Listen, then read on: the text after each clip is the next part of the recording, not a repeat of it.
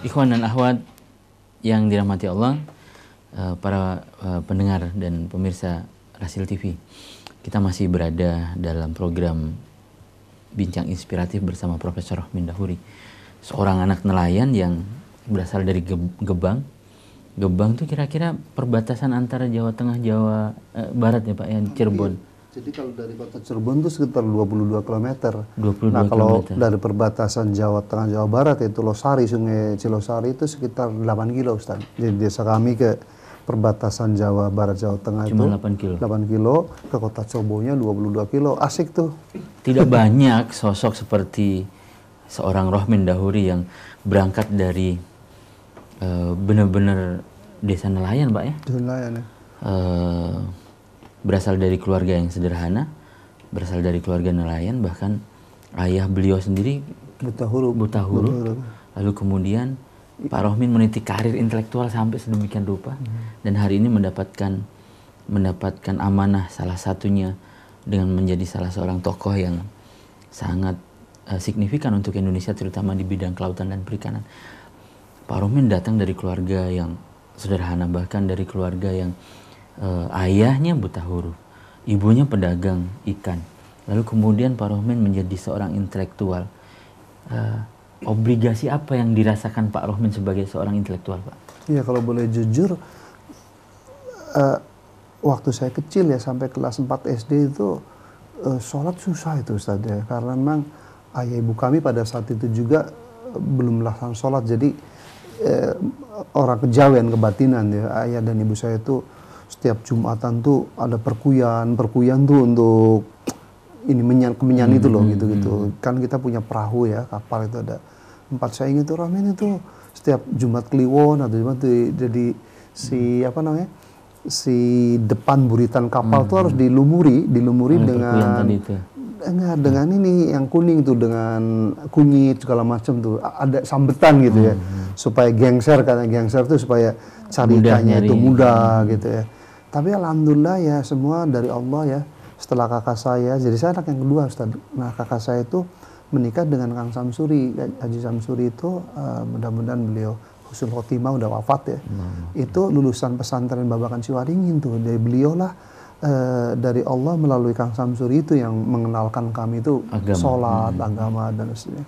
Singkat cerita, setelah saya itu dan terutama saya sendiri, setelah mengenal Islam dan sholat tuh, lalu kesadaran dan giro atau semangat untuk menjadi the best tuh ya, try to be the best tuh membara itu Ustaz tuh, begitu ya. Sehingga alhamdulillah semua karena Allah ya. Energinya keluar semua. Iya, jadi karena dalam Islam tadi harus khair ya, harus yang terbaik gitu ya. Nah jadi saya semua karena Allah, saya lulus SD terbaik seluruh ini gitu ya. SMP juga gitu, SMA 2 juga, di IPB saya lulusan terbaik itu, di Kanada juga gitu.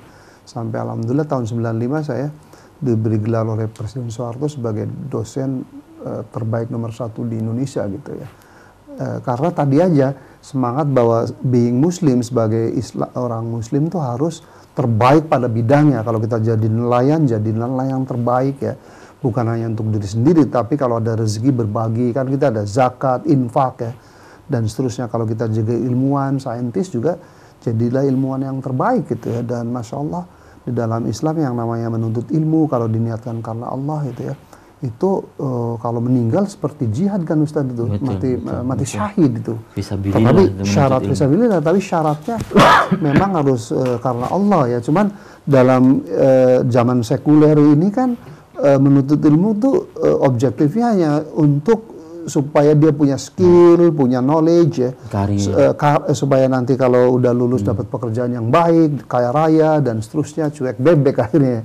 Tapi dalam perspektif Islam, menuntut ilmu itu tujuan utamanya supaya lebih mengenal Allah gitu. Karena as you learn more about science, teknologi itu akan terkuak tuh bahwa keberadaan Allah. Kita mempelajari dinamika laut, coba ya, itu kan apa yang Pak Rohmin pelajari dari laut, lalu kemudian lebih mengenal Allah, Pak? Saya yang terkesan pada surat An-Nahl ayat 14 itu ya. Kata Allah itu bahwa laut itu berfungsi itu untuk transportasi, berfungsi untuk ikan ya, untuk bahan makanan, dan berfungsi marjan. Setelah saya pelajari dari beberapa tafsir Ibnu Katsir, marjan itu berkah yang lainnya, bisa itu ocean energy gitu ya, bisa mutiara gitu. Jadi manfaat atau berkah-berkah lain untuk manusia gitu ya. Lalu di dalam saya lupa ayatnya berapa ya, tapi ada itu apa namanya, pertemuan antara dua laut itu ada dinding pemisah. Nah itu dia di surat Ar-Rahman itu ya. Nah ternyata memang dalam ilmu oceanografi Ustadz ya,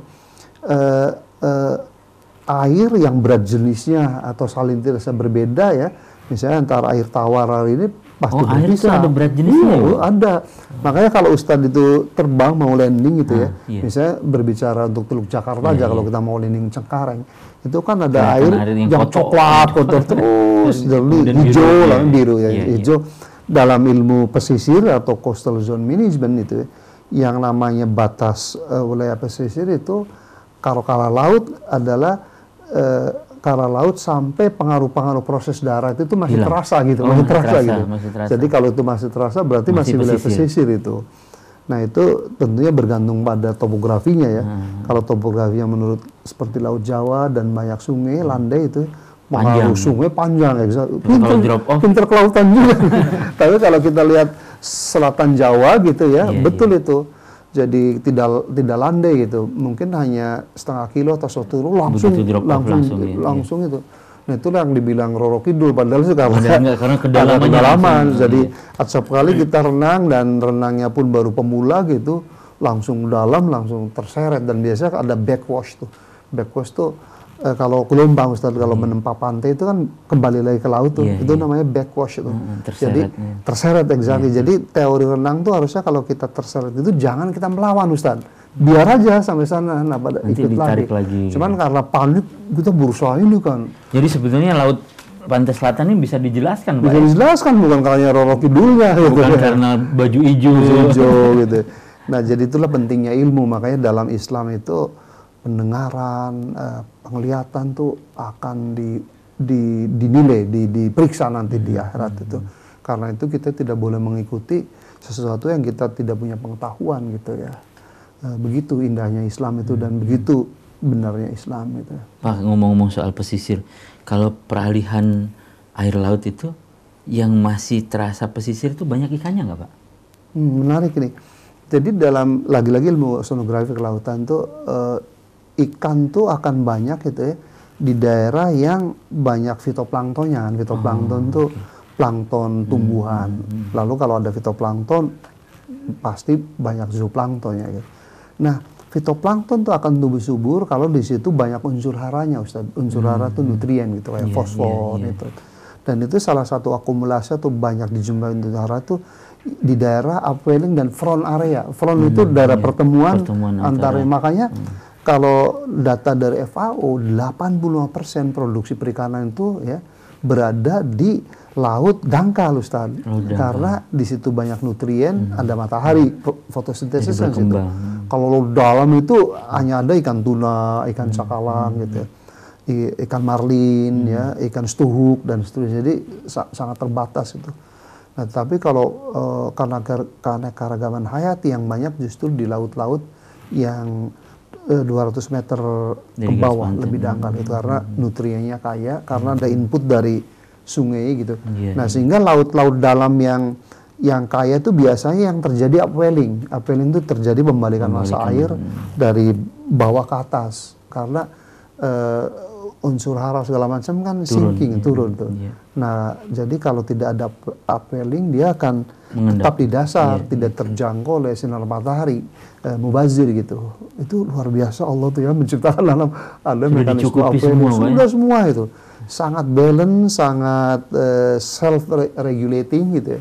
Karena itu once pada saat manusia merusak keseimbangan lalu amat susah di-fix itu, amat susah diperbaikinya gitu. Harusnya nelayan ini juga level imannya itu hampir setara dengan Ustadz. Harusnya, karena nelayan tuh saya kan dari kelas 5 SD Ustadz dulu ya sampai kelas 3 SMP Habib tuh yaitu SMP saya itu kan di Babakan, di ibu kota kecamatan. Saya kan di desa pesisir dekat laut di Gebang itu. Jaraknya 7 km itu. Nah, jadi saya tenggelam udah 2-3 kali Ustadz. Tenggelam. Waktu SD itu di Losari itu. Jadi wah sebenarnya manusia itu kagak ada apa-apanya gitu. Saya lihat ini badai Irma aja itu nggak ada teknologi yang bisa ini tuh ya. Begitu itu. Badai. Jadi manusia itu kalau tafakur ya, kalau kontemplasi itu merenung ya, kecil di hadapan Allah itu, nggak ada itu namanya teknologi Amerika, Jepang, Jerman tuh kelalap semua itu. Cuman kita kan selalu sombong ya dan selalu obses ya, diinundasi ya atau dibanjiri dengan urusan-urusan keduniaan. Jadi kita lupa akhirat, lupa pencipta kita gitu ya. Tiba-tiba nanti sakit, tiba-tiba nanti stroke dan seterusnya baru agak sadar gitu ya.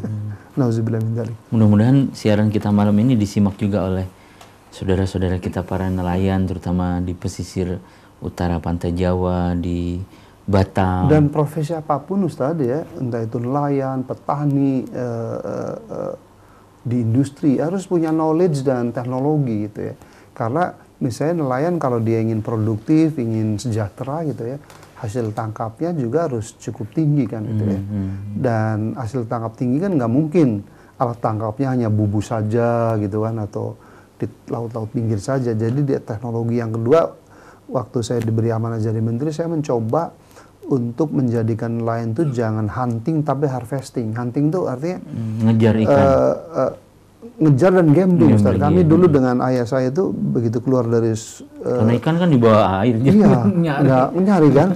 Jadi kami kan di Gebang Ilir tuh, Gebang tuh letaknya antara kota Cirebon dengan Tegal, Brebes gitu. Iya. Setiap kita keluar dari pelabuhan perikanan atau rumah kami itu ya ke laut tuh, saya selalu bertanya, Pak, kita mau cari ikan ke arah Tegal atau ke arah Cirebon? Bapak saya sungguh-sungguh tebak-tebakan saja gitu. Dan bahwa saya waktu itu sering humor kan ya. Dan saya tulis di autobiografi saya itu betul tuh, bahwa saya bilang kita cari ikan bergantung pada posisi tidur ibumu, Roh. Yang benar itu. Benar gitu. Jadi kalau lagi melumah tuh bahasa Gebang tuh, miring. Kalau miring kanan kita ke arah Tegal gitu. Kalau ke kiri ke arah Cirebon. Jadi seringkali kita... Emang zaman itu nggak ada teknologinya, Pak? Belum ada. Itu yang namanya peta perkiraan lokasi ikan baru zaman saya jadi menteri kan, tahun 2001 tuh kita bagikan itu. Dan menurut fact finding atau pembuktian di lapang, akurasinya 72% loh, Ustaz. Jadi peta itu bisa untuk seminggu dan sebulan ke depan lokasi ikan itu di mana gitu.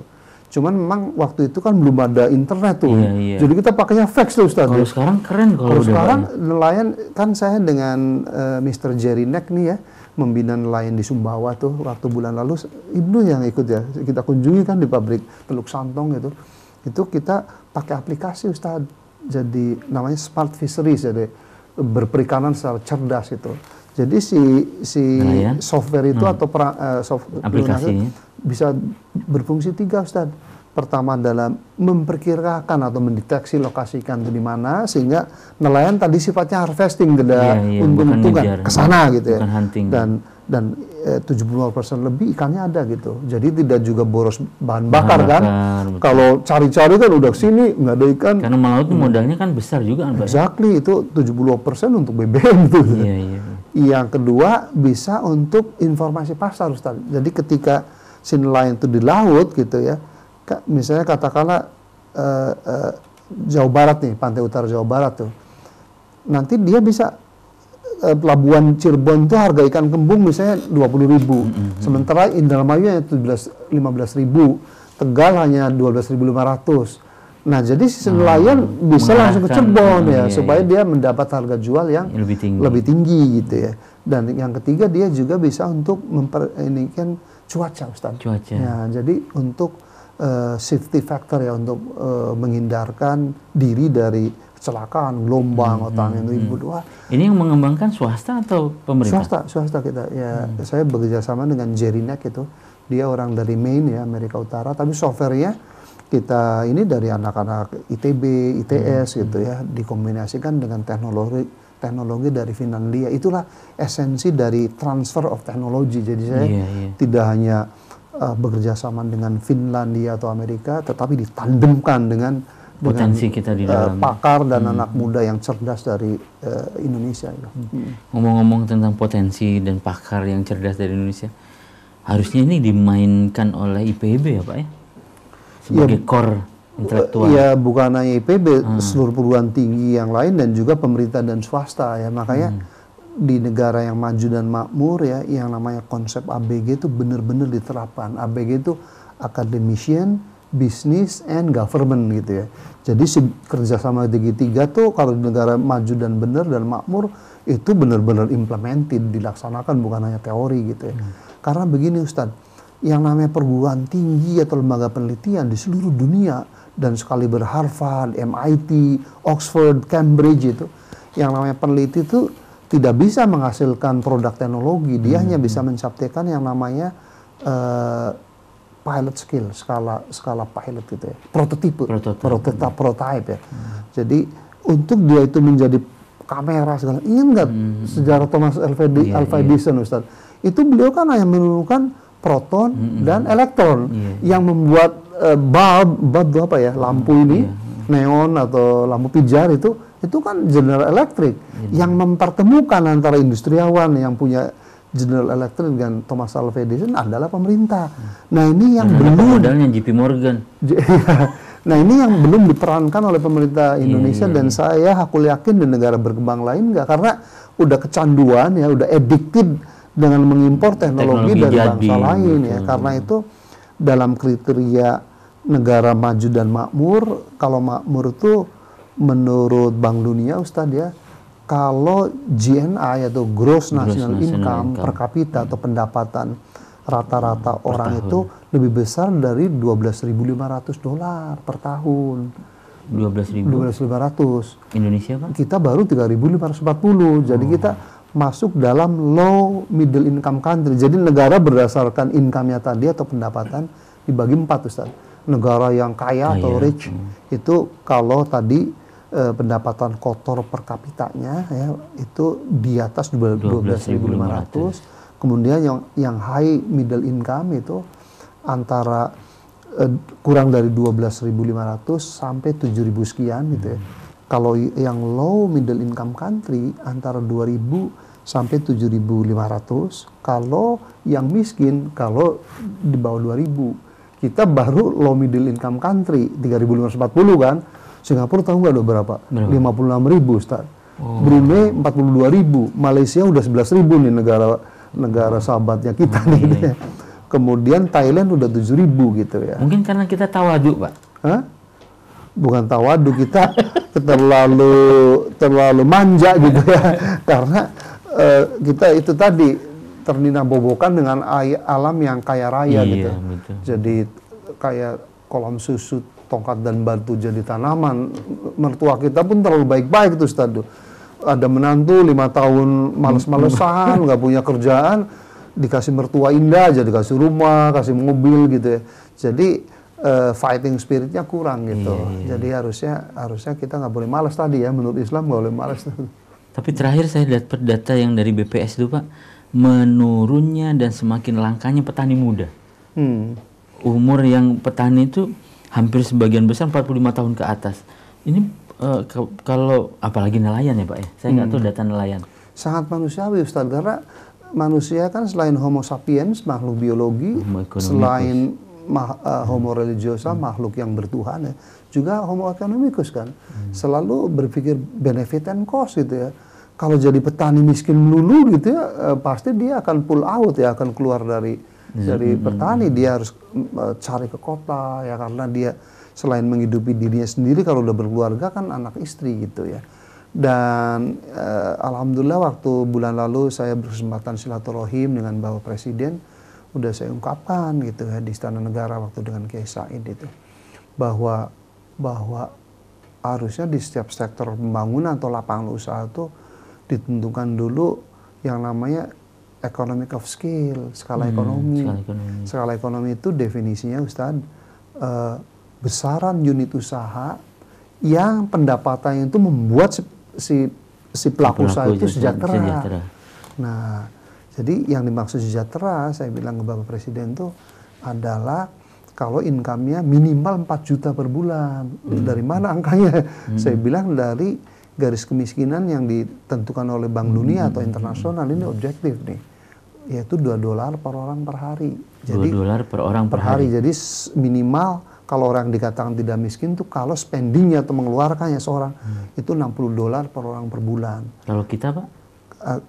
Saya rupiahkan dulu Ustaz ya. Kalau $60, harga dolar kan sekarang sekitar 13.500. Jadi sekitar 800.000 Ustaz. Kalau garis kemiskinan kita yang ditentukan BPS itu 361.000 untuk di daerah pedesaan, di daerah perkotaan 368.000. Nah, padahal kalau Ustadz dan para pemirsa Rasil TV dan pendengar Radio Silaturahim ya, yang dimaksud garis kemiskinan itu adalah sejumlah uang yang cukup bagi seseorang untuk menghidupi dirinya, untuk memenuhi 5 kebutuhan dasarnya dalam waktu sebulan. 5 kebutuhan dasarnya kan pangan, sandang, perumahan, kesehatan. Jadi kalau sakit tuh saya jangan ke ponirin dulu, ke dukun dulu kan harus minimal pusat. Yang kelima pendidikan Ustaz. Nah, saya berkeliling di Indonesia dari Sabang saya Merauke, saya kan ngajar di mana-mana, ngasih ceramah di mana-mana seluruh Indonesia nih. Setiap saya tanya itu, Bapak, Ibu atau mahasiswa untuk makan di sini 3.300 sekali cukup? Enggak cukup Pak Romi. Saya bilang, boros amat, hedonis banget sih itu. Enggak Pak, demi Allah enggak cukup Pak gitu. Katakanlah cukup, berarti sehari kan butuh 10.000 Ustaz. Berarti sebulan butuh 300.000. Berarti untuk sandang, papan, kesehatan dan pendidikan 61.000, nggak cukup kan? Jadi menurut saya garis kemiskinan yang objektif, yang tidak hipokrit, yang tidak munafik, ya garis kemiskinan internasional 800.000 per orang per bulan. Nah, cuman keluarga Indonesia kan Ustadz biasanya 5 ukurannya. Ayah, istri, dan anak 3. Kecuali Ustadz kelihatannya 3 nih. Jadi 5 kan Ustadz. Dan biasanya keluarga Indonesia itu yang kerja hanya ayahnya saja atau ibunya saja. Artinya seorang ayah harus menanggung dirinya, istrinya, dan 3 anak. 5 kali 60, $300. Kalau $300 kita rupiahkan ya sekitar 3 juta. Jadi Ustadz kita boleh sedikit narsis, boleh sedikit menepuk dada sebagai bupati, wali kota, gubernur, menteri, presiden, kepala desa ya. Kalau income atau pendapatan rakyatnya minimal 4 juta. Sebulan. Nah sekarang kita lihat UMR, upah minimum regional. Paling tinggi provinsi mana Ustaz? Jawa Barat. Nah, salah dong. Mana, DKI Ustaz. DKI. Berapa coba? Hanya 3.200.000. Coba Ustaz, income-nya 3,2 juta, punya istri 1, anak 2 itu. 1 kuliah di UIN, 1 kuliah di IPB aja nggak mungkin cukup. Atau anaknya nggak kuliah aja, cukup nggak? Itu jadi kayak ada rentetan dampak. Karena buruh itu dengan gaji maksimal segitu, Ustaz ya, maka produktivitas menurun. Karena pikirannya mikirin dapur, ya kan, gizi buruk, anak sekolah susah, ya. Nah, saya lihat makanya itulah perlunya pemerintah hadir. Ini Pak Jokowi bagus sebenarnya dalam nawacita tuh. Pemerintah, negara harus hadir gitu. Kalau saya lihat pola Taiwan dulu, pola Korea, ya kan, pola Cina sekarang, Vietnam gitu ya. Memang gaji kecil seperti di kita ya, tetapi yang lain disubsidi Ustaz. Perumahan disubsidi bahkan digratiskan, transportasi dari tempat tinggal sampai ke pabrik digratiskan, ya kan. Makanan bagus-bagus, susu bagus, ini itu dimurahkan sehingga walaupun 3,2 juta itu benar-benar untuk lambung, yang lain dicukupin Ustaz. Pendidikan disubsidis gitu kan.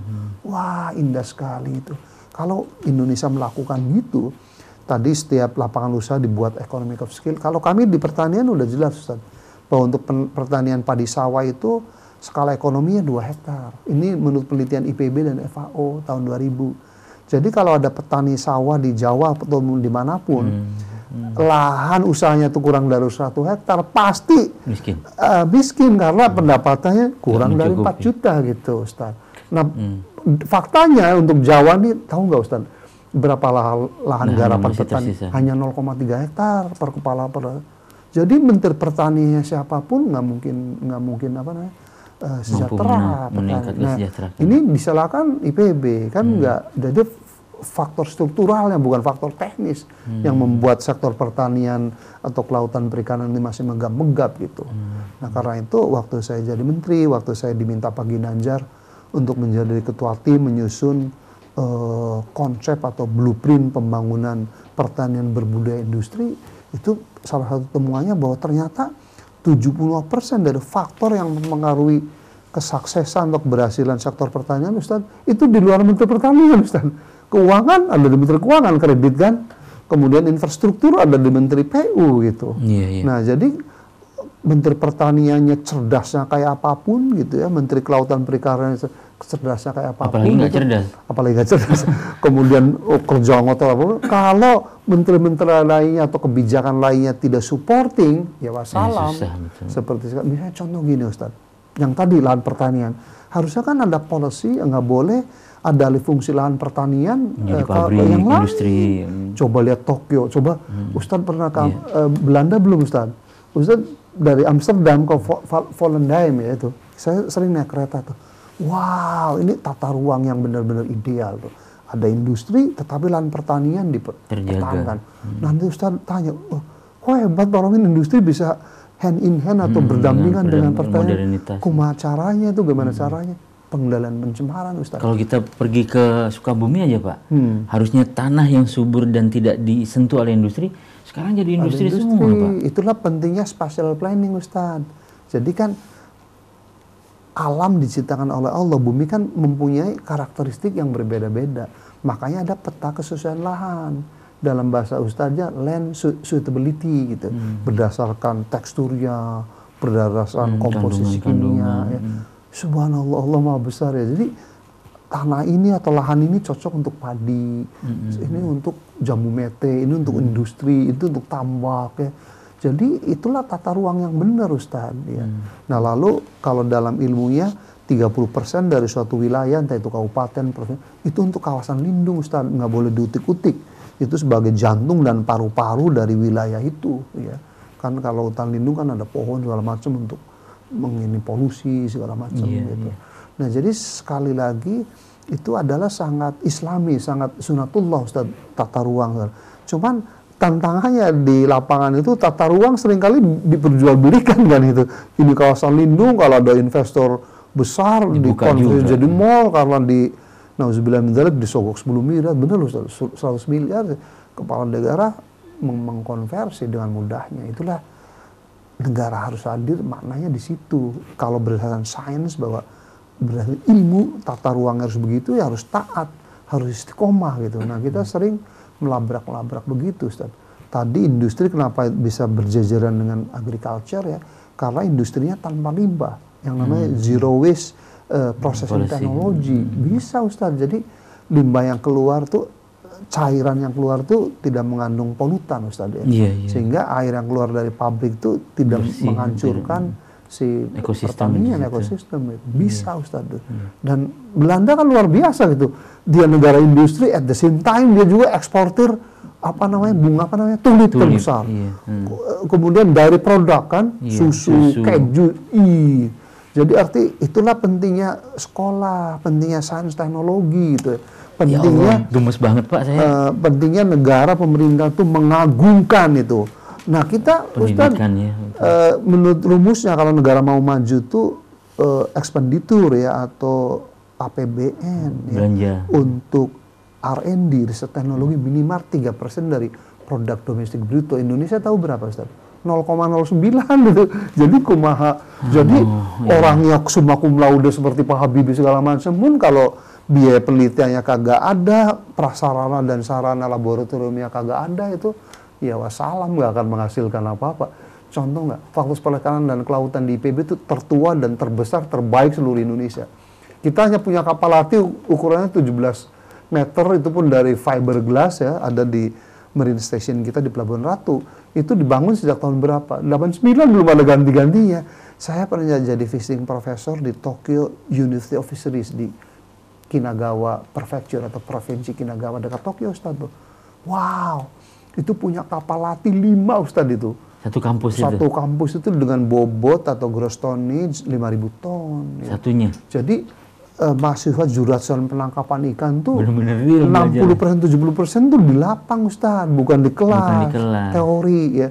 Sehingga begitu lulus dia tidak keder atau gamang untuk terjun pada bidang usaha itu. Kalau kita karena sarjana teknik penangkapan banyak sastranya, banyak teori kuliah, begitu lulus menjadi gamang, apa gue mampu gitu. Karena kan. saya banyak teman-teman IPB lulus jadi perbankan, jadi wartawan. Nah, itu dua faktornya Ustaz.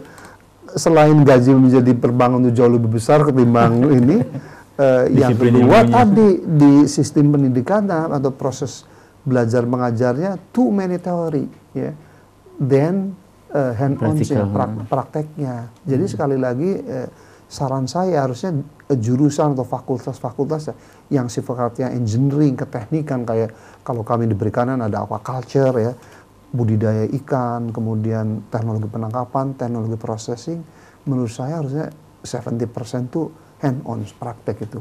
30% teori, dan itu udah proven, terbukti kalau di negara maju begitu. Makanya sarjana tuh siap kerja, bukan di kita itu sarjana siap ngoceh gitu kan gitu. Siap teori.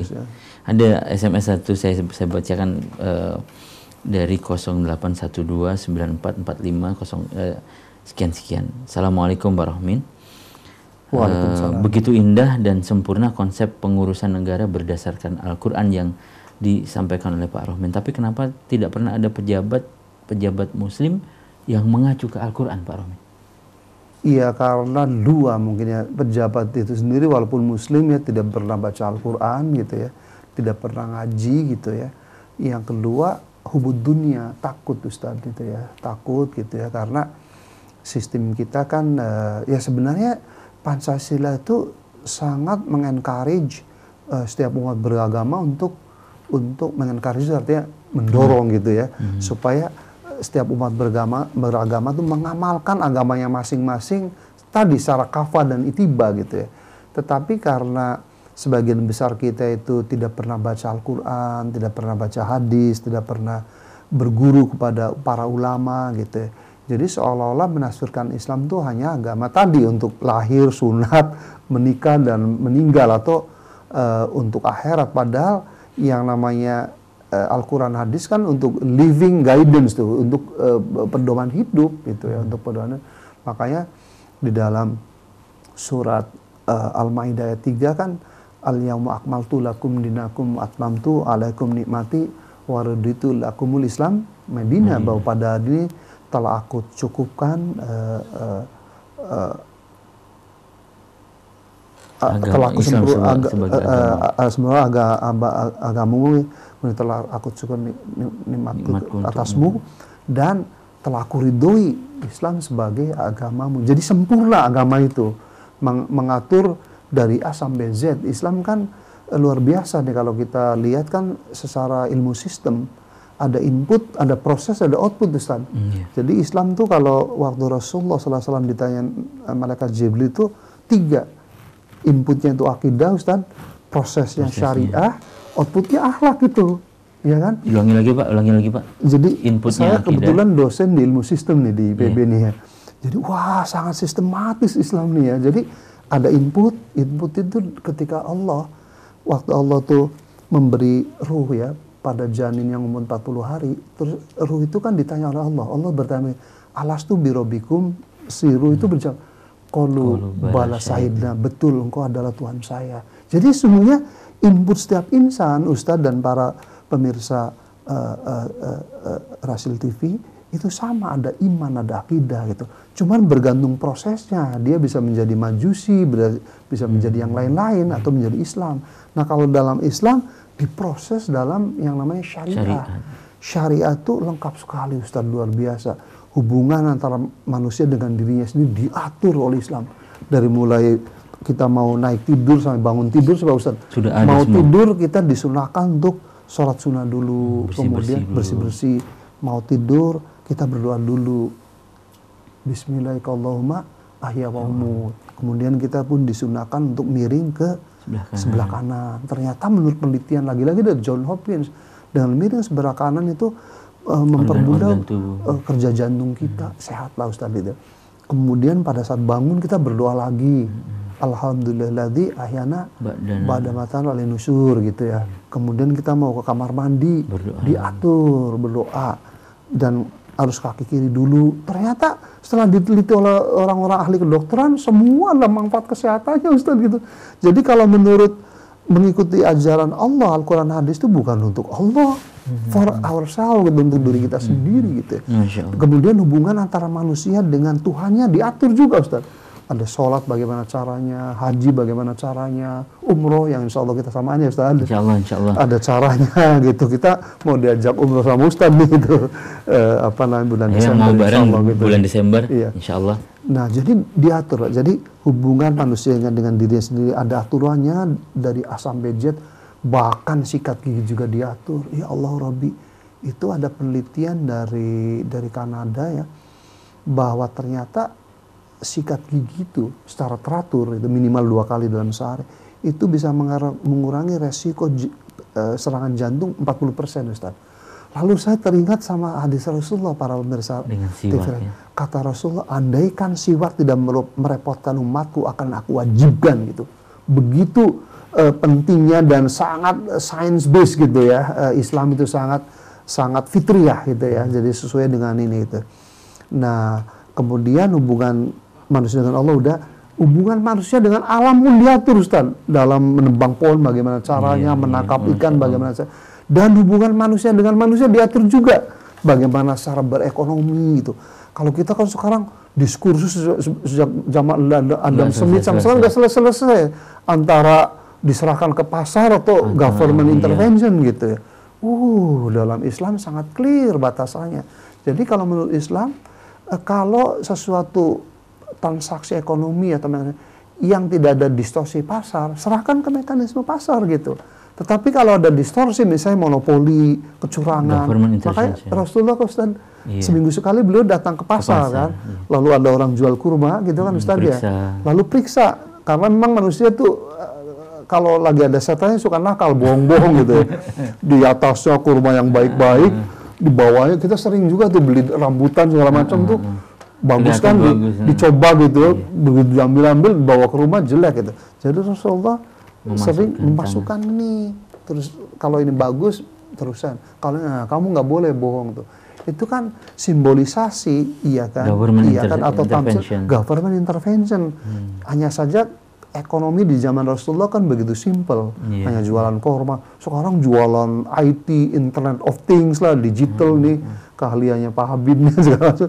Jadi so many economic activities gitu pulsa ya. Listrik aja saya nggak ngerti hitungannya tuh Pak. Iya ya, tetapi basicnya kan sama Ustaz ya, bahwa once ada distorsi pasar ya, government harus intervention. Seperti mekanisme pasar itu memang akan adil kalau ada asumsinya ceteris paribus dalam arti ekonomi. Jadi misalnya semua player atau semua rakyat harus punya informasi yang sama. Semua rakyat harus punya kemampuan yang sama. Nah kalau ada yang miskin dan yang konglomerat, aturan perbankan disamakan, yang miskin nggak mungkin akan memenuhi perbankan. Itulah yang harusnya government harus hadir dalam Islam, dalam ilmu Allah gitu. Pak, ada pertanyaan nih Pak, menyangkut itu Pak. Adakah dialog rutin? Assalamualaikum warahmatullahi wabarakatuh. Waalaikumsalam. Adakah dialog rutin antara intelektual dan pemerintah tentang hal ini? Karena saya bukan di pemerintahan gitu ya, jadi hanya bisa mengamati di media gitu. Tapi Presiden Jokowi kan sering ya, cukup lumayan lah mengundang bulan lalu mengundang forum rektor kan segala macam ya. Jadi kalau secara wujudnya sudah ada, cuman yang perlu dipertanyakan substansinya ya. Pertama implementasinya juga. Jadi substansi itu yang menyampaikan. Jadi jangan silau dulu Ustaz. Belum tentu pakar-pakar pun ya semua berkredibel atau punya kapasitas itu. Yang kedua, kalau yang disampaikannya pun benar dan punya bobot ya, bagaimana Presiden menyerap lalu mendelegasikan dijadikannya sebagai policy ya. Jadi ada rentetannya Ustadz. Jadi kalau itu udah dilakukan dan Presiden Jokowi luar biasa udah melakukan, tinggal substansinya ya. Jadi harus benar-benar ditangkap kalau benar-benar masukan yang bagus ya, dan bermanfaat untuk rakyat Indonesia, harus dijadikan policy gitu, dan itu harus diimplementasikan oleh menteri, kepala daerah dan pihak swasta dan seterusnya. Jadi kalau kerangkanya sudah ada, kalau wujudnya sudah ada, tinggal mengisi kualitasnya dan substansinya menurut saya. Ikhwan dan akhwat pendengar, kalau yang ingin berinteraksi dengan Pak Rohmin, silahkan dicatat nomor teleponnya 08 1111 satunya 4 kali 0236. Sekali lagi 08 satunya 4 kali 0236. Insya Allah akan beliau sempatkan menjawab. Terakhir Pak, karena kita dibatasin waktu. Ya, rasanya baru sebentar ya, ini udah sejam tuh. Rasanya baru setengah. Rasanya Pak Rohmin harus sering kesini tuh Pak. Iya, sering kesini. Insya Allah. Menggali banyak sekali yang mudah-mudahan perbincangan saya kita, terakhir tadi sistem ya, Islam sangat sistematik gitu. Tadi input iman sama ya, diproses. Jadi kalau imannya dibina benar ya, lalu diproses dengan proses yang benar ya, menurut cara yang ditentukan oleh Allah, maka outputnya akhlaknya pasti unggul, pasti karimah, pasti mulia itu. Minimal 4 sifat Rasulullah kan, sidik, jujur ya, amanah, fatona itu Ustaz luar biasa artinya, bukan hanya cerdas tapi dia visioner. Wow, jadi Islam, udah deh. Makanya kalau ada orang yang tidak menjalankan Islam, menurut saya hanya 2 itu. Entah itu beliau itu belum dakwah, belum mengerti ya, atau sombong karena mentang-mentang lulusan Harvard, mentang-mentang lulusan UI, IPB, ITB, Gajah Mada, UNER ini yang sekalu yang the best 5 gitu ya. Lalu kita sombong gitu ya. Padahal ilmu manusia nggak ada apa-apanya gitu. Bahkan yang kapitalisme sekarang sudah memberikan terminologi baru Pak, enlightenment capitalism. Iya. Itu ya tadi jadi 4 akhlak dulu ya tadi, sidik, amanah, fatona, satunya tabligh. Menyampaikan tuh termasuk kalau kita punya rezeki jangan koret, jangan kikir dibagi. Makanya dalam Islam itu ada zakat memang jumlahnya kecil hanya 2,5%, tapi kita kan didorong untuk memberikan infak, sodako. Jadi tabligh ini bukan hanya menyampaikan ilmu, ceramah, bukan itu. Menyampaikan juga kelebihan Ustaz. Ya, jangan diakumulasi, kalau diakumulasi jadi penyakit itu pasti. Makanya kalau orang menerapkan Islam secara kafah, nggak mungkin ketimpangan yang sekarang terjadi itu ada Ustaz. Semakin bukan ketimpangan kan sekarang. Negara ini. Dengan ini faktolo bukan asal bunyi itu ya. Kita negara terburuk keempat di dunia dalam hal ketimpangan kaya miskin Ustaz. 1% penduduk Indonesia yang terkaya menguasai 50% kekayaan negara. Nomor 1 paling jelek memang si Rusia. 1% orang terkaya menguasai sekitar 74% negara kaya. Yang kedua si India, 1% menguasai sekitar 59, ketiga Thailand itu. Cuman problemanya Ustadz dan para di Rusia, India dan Thailand tuh kebetulan 1% orang terkaya tuh hampir semuanya pribumi. Di kita tuh hampir semuanya non pribumi gitu, dan non pribuminya belum nasionalismenya itu yang sejak reformasi mau diperbaiki, karena teman-teman Chinese yang kaya itu menyimpan uangnya masih di luar negeri ya. Kalau menurut Menteri Keuangan kan sekitar 11.000 triliun. Bayangin tuh Ustaz, kalau 11.000 triliun itu ditaruh di Indonesia ya, untuk membangun pabrik ya, membangun IT, infrastruktur pendidikan. Yang Presiden lagi lakukan pendidikan, ya kan, membangun sawah yang modern tapi ramah lingkungan, perikanan tangkap yang modern tapi ramah lingkungan, budidaya perikanan yang high tech tetapi ramah lingkungan dan berkeadilan.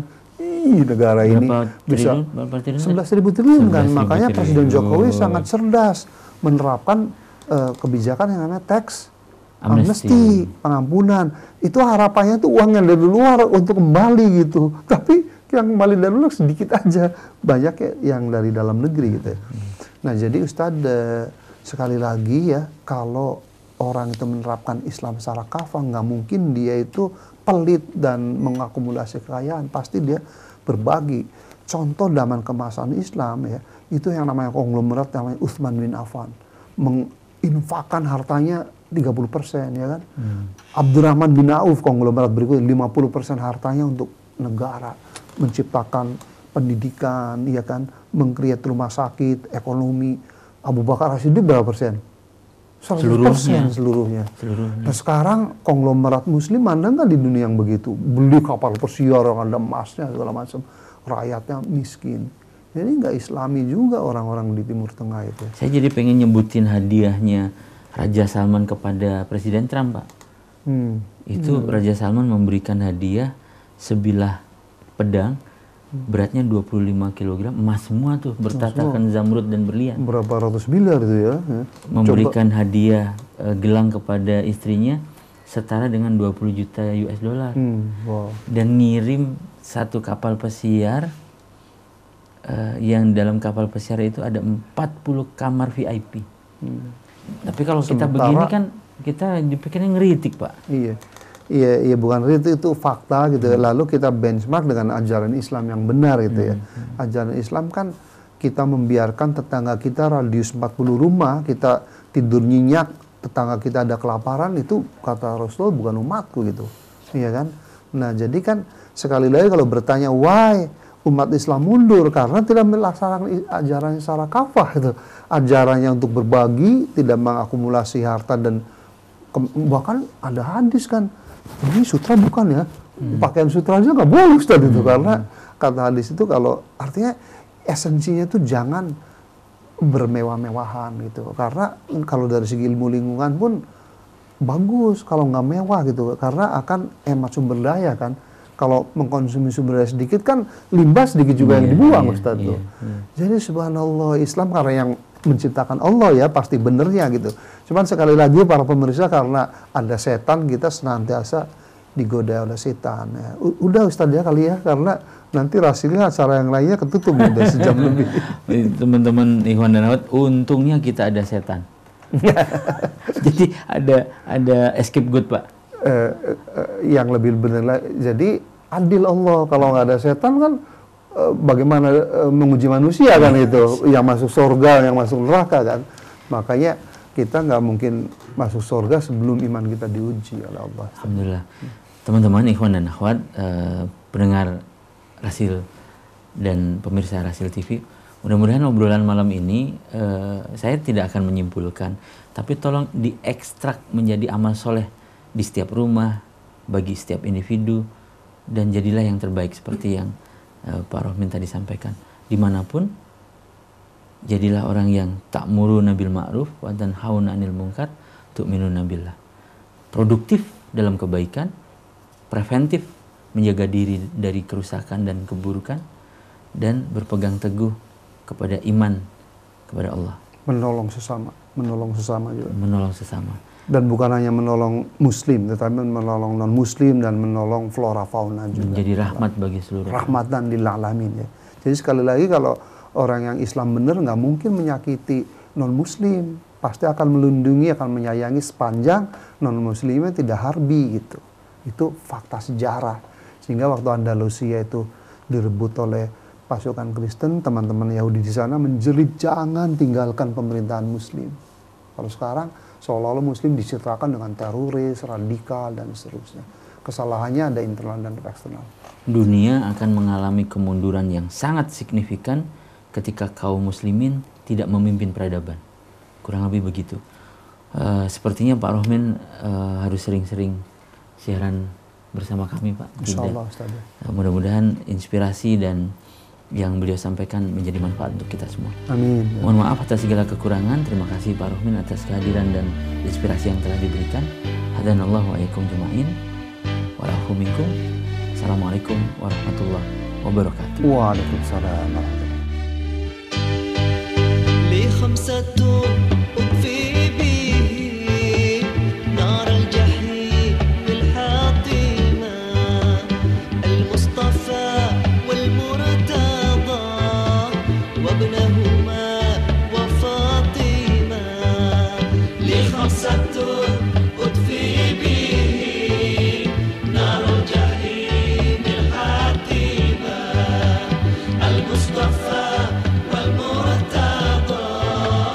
وابنه